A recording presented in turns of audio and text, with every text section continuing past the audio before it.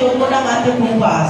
এটা প্রমাণ করে যে সবসময় ডিগ্রি এবং অন্যান্য যেসব আমাদের শিক্ষা ব্যবস্থার যেসব ঘাঁটিগুলো সেসব দ্বারা কোনো মানুষের প্রকৃত জ্ঞান সবসময় নির্ণয় করা যায় না। পরবর্তীকালে রবীন্দ্রনাথ ঠাকুর হয়ে ওঠেন বাংলা সাহিত্যের অন্যতম পথিকৃৎ।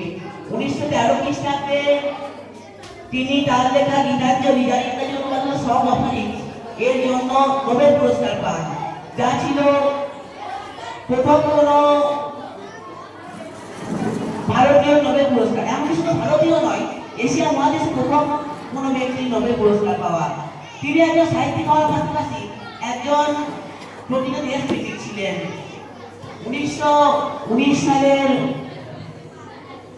জালিয়ানওয়ালাবাগের হত্যাকাণ্ডের প্রতিবাদে তিনি ইংরেজ প্রদত্ত নাইটহুড উপাধি ত্যাগ করেন।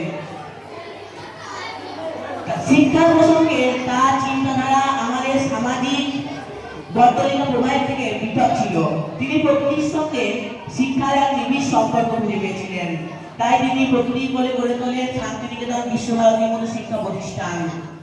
তিনি এমন এক শিক্ষা ব্যবস্থা দিয়েছিলেন যেখানে প্রকৃতি এবং বিদ্যালয় অর্থাৎ প্রাকৃতিক শিক্ষা এবং পুঁথিগত শিক্ষা একাত্ম হয়ে উঠবে। সর্বোপরি আজ তার 166তম জন্মদিবসে তার চিন্তাধারায় সকলের জীবন সুখের এবং আনন্দের হয়ে উঠুক, এই প্রার্থনা করে আমি আমার বক্তব্য সমাপ্ত করছি। নমস্কার।